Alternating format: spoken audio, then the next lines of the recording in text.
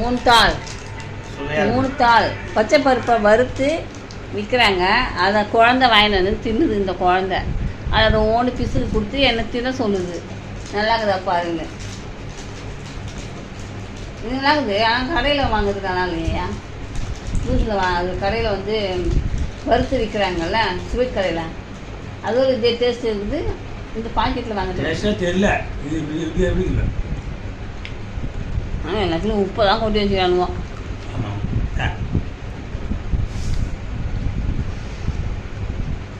நான் மட்டும் தின்னு நான் போதெல்லாம் நீட்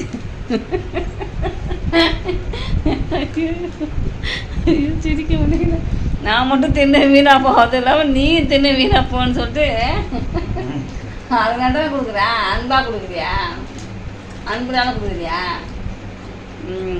எங்கள் மாமா எனக்கு அன்புனால 3 தாள் பச்சை பருப்பு வறுத்து விற்பாங்க இல்லையா, அதை வாங்கிட்டு வந்து சாப்பிட்றாரு. என்ன டிஃபன் செய்யலை, அதுக்குள்ளே அந்த வயிற்றுக்கு கொஞ்சம் இறை போடுறாரு.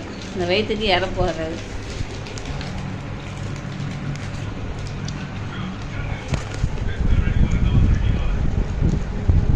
நல்லா இருக்கும் 3 தாள். ஆனால் உப்பு அதிகமாக போட்டுருவாங்க. கடையில் லூஸில் வாங்கினாங்க. கடையில் வந்து விற்றது வந்து நல்லா இருந்தது.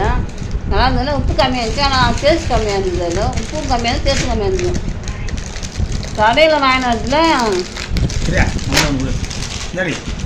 கடையில் வாங்கினது இந்த பச்சை பருப்பு வச்சுக்கிறேன் அதிகமாக இருக்குது. இருந்தாலும் சாப்பிட்டு தான் ஆகணுன்றதால தின்றோம். நல்லா தான் இருக்குது.